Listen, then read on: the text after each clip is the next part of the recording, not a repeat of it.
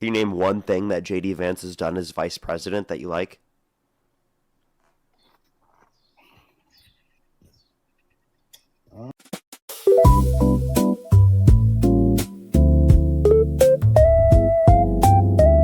Yeah, do you support Trump? I would say kind of.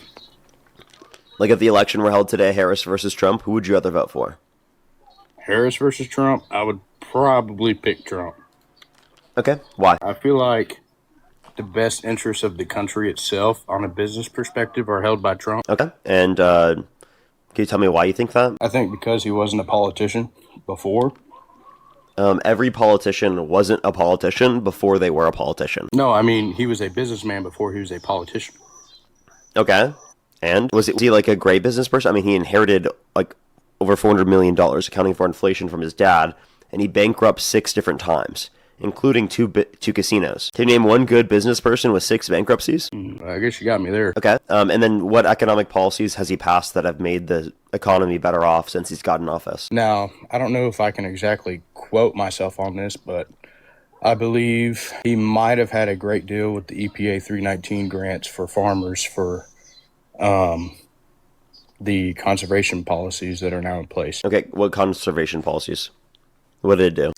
It was essentially trying to get farmers to go to no-till conservation practices in order for like the pollution and reduction of nitrogen and phosphorus into the grounds, which, I mean, essentially helps with downstream farmers and or water pollutants that go into our drinking water systems. So you think he imposed a regulation?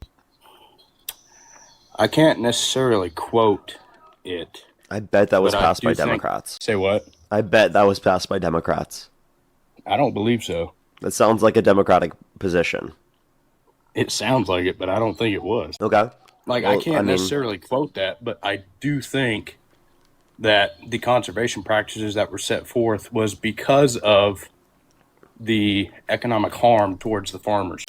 You said for till? No-till. Okay. Let me see. The own Trump administration says bolstering strength in food supply, share results with stakeholders. I mean, is it spelled T-I-L? Yeah, T-I-L-L. Oh, that didn't come up on the page. That's nothing about it. I don't see anything here that says that he benefited that. Okay. I have something here. This is an article saying a slap in the face. Small farmers say Trump is turning his back on them, but that's really all that came out. I guess we could try to get into that, I guess. I guess we can. Do you know anything about the economy that's gotten better off since Trump got in office? Honestly, you'd probably know a lot more than I would. Okay. And I can tell you that there isn't anything that's got better off. It's gotten worse.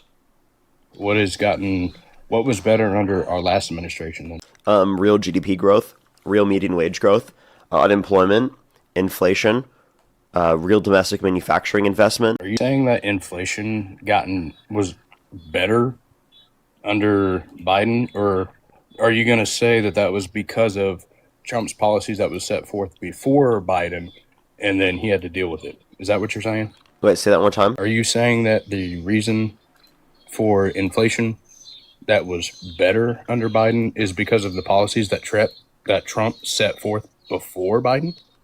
No, I didn't say that. Inflation happened under Biden's administration because of the fact that there's supply chain effects that were negatively impacted because of COVID. Okay. That's the main explanation. For inflation now? No, we were talking about inflation under Biden's admin. Inflation now is due to the Iran war and Trump's tariffs. Do you believe that we should set any boots in Iran? No. You know, that's actually something now that I can agree with you on, Parker. Okay. Do you think that there shouldn't have been any war with Iran in the first place? I don't think that Iran should have had any nuclear missiles. Yeah, Trump got them closer to a nuclear weapon. When? Yeah, he pulled out of the JCPOA, the Iran nuclear deal. Okay. Yeah, that capped their level of enrichment of uranium at 3.67%, which Trump pulled out in 2018, which they then enriched their uranium up to 60%, which is closer to the 90% required in order to weaponize it, which Trump then used as justification to strike them about over a year ago through Operation Midnight Hammer. And then he started the war with Iran at the end of February. So this was way later, after the way after Midnight Hammer. So we had already got rid of the nuclear threat, apparently.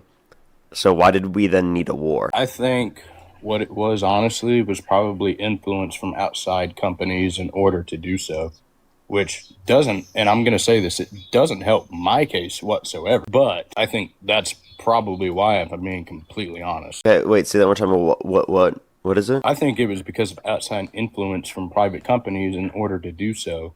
And how do you say that? No. I'm saying it in a way that literally hurts me. Like, I don't think it was for any good reason. Okay. So then you disagree with the war with Iran. I don't think that we should put any boots on the ground in Iran. And if there does, then I don't think that we should keep the current person in administration. But we haven't done that. Okay. What happened to the negotiations, and how do you feel about the Strait of Hormuz being officially closed? When was it officially closed? They just said recently. It was the past few days here. Is there any, like, They said it was technically open before, but it was pretty much closed before. But it's officially closed right now. For me, I would want to look at, like, officially when that was closed. Like, I just want to, like, I'm not trying to, like, I'd say on you, because I'm not what I'm trying to do, but I would want to see, like, actual documentation. Okay. And I'll look at that. I'll look for that. Right. Is there anything else you want to talk about? Is there anybody you're looking at now who you think would be a better candidate for president instead of, let's say, J.D. Vance or anybody like that? Well, any Democrat I think is preferable to... Now, why? Why? Because their policies are significantly better, because they weren't a part of an administration that actively tried to undermine our democracy, the rule of law, due process rights, violate every single one of their core fundamental principles of what they ran on in the first place, prevent the release of the Epstein files. Like, I mean, I can point to countless things that J.D. Vance and Marco Rubio will be tied to because of their involvement with the Trump administration. Now, okay, let's focus on J.D. Vance. What do you think would tie him to anything? Now, okay, here's what I'm going to ask. Anything the Epstein files, is there anything that ties J.D. Vance to that? Is there anything that if you ties say him? yes, you are wrong. Well, the fact that he's on the Trump administration defending them, even though they've prevented the release of the Epstein files. But is he on there at all? Well, he's not in the Epstein files himself. Okay. Well, I think J.D. Vance would be a good candidate for president next. And I'm only saying that because, personally, even if Trump had another term, I don't think Trump should be president again. Okay. So then you wouldn't vote for him if the election were held today, Harris versus Trump? I would vote for him in that case because I don't want Harris to be president. Okay. So how about this? You said you'd vote for Vance over Harris, for example? Yes. Okay. Can you name one thing that J.D. Vance has done as vice president that you like? Is there anything that you don't like about what he's done? Can you answer my question first? Well, I just want to hear what you have to say. I will answer right after you answer. Okay. All right. That's fair. That's fair. I would say, and this is going to sound like all of your followers are going to say, oh, this is a blah, blah, blah. But I would say because of his dedication to the Marines is just one of the reasons on why I would like him to be president. Yeah, but what has he done as vice president that you like? Now, I don't know this for a fact, but there might be some reclaimed water use legislature that he had been helping with recently. So nothing that he's done. Just that something he might have been helping with. It sounds like a lot of nothing, right? Okay. Because like genuinely, I don't think he's really done much. Well, he was the tie-breaking vote to the Big Beautiful Bill, right? That was horrible. The Big Beautiful Bill adds $3.4 trillion to debt. It cuts 420,000 kids off of free school lunch and breakfast on average every single month. 2.5 million people have their access to food stamps on average every single month, which most of the beneficiaries of food stamps are children, along with the fact that it cut over 10 million people off their access to health insurance. Most of the tax breaks in the bill go to the richest Americans. Like that bill sounds horrible. Can you kind of tell me a little bit more about the food stamps within that Big Beautiful Bill? Yeah, like it cut access to them. Like, what would you like to know? Just give me a brief synopsis on it. On like what the cut was? Yeah. They extended the work requirement to then make less people qualify. Now, what was the work requirement? They extended it to 80 hours a month. So, a full-time position. 80 hours a month is a part-time or position. a part-time position. Hmm. So do you think people in this country can't work part-time? I think people generally can, but in some situations, it's not able to be done for many people because of the fact that they are disabled and they haven't yet qualified for disability. Also, the main beneficiaries of food stamps are children. So, regardless of whether the parents make a decision that's good or bad, the kid should be fed, right? So the parent isn't working at least part-time hours, which in a biweekly paycheck would be at least 20 hours a week, then you they can't do that. Then they don't get food stamps to feed their kids. I kind of find that a little outrageous how people can't work that much. Now, aside for disability, now for that Yeah, but you understand that it will impact people who are disabled, who haven't yet qualified for disability because it takes long to go through the process to get qualified. how long is that process? For many people, it takes several years. Now, what's the average? The Because you average, said for many people. yeah, I'm pretty sure the average is well over a year. I think it's 1 to 3 years average last time I checked. Yeah.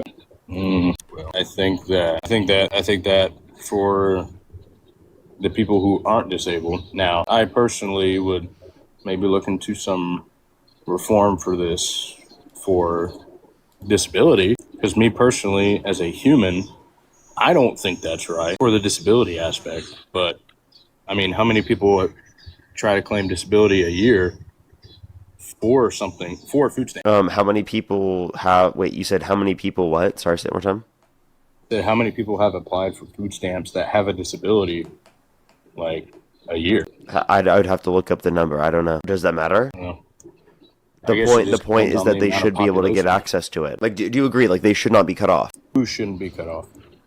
People who are going through the process of trying to apply for disability that haven't yet been approved through the process completely. I think if there is within a reasonable doubt for people who are trying to get disability, then no. Yeah, But I'm reading something right now. It says that many claimants wait 1 to 3 years or more from their initial application to approval. well, yeah, I think at some point there needs to be the reform a policy for actually getting on disability rather than We can do that as giving well, people but food. you can't just cut people off food stamps in the meantime without that existing.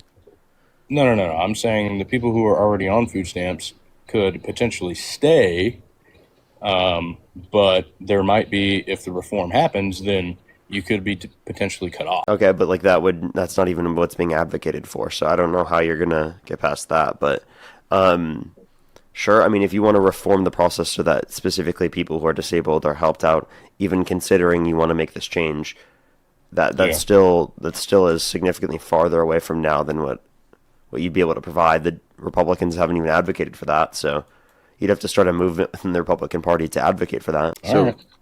So okay, given all of these things, what makes you still support Trump? Well, I guess my most basic answer would be that I feel like there is now, and this isn't specifically just for Trump. There's a lot of people within the party for Trump that I feel there is a lot of flack and angst against patriotism that he has been able to fight off and bring back, and that's one of the best things that I feel is good for this country. The fact that I think he makes his country less patriotic because he makes his country look worse on a world stage. So I think well, I mean, he just tries to just utilize think about. patriotism Hold in on, order to Parker. be able to achieve his Hold on, goals, but he's Parker. not benefiting patriotism. I think people that are coming from overseas to see the World Cup in the U.S.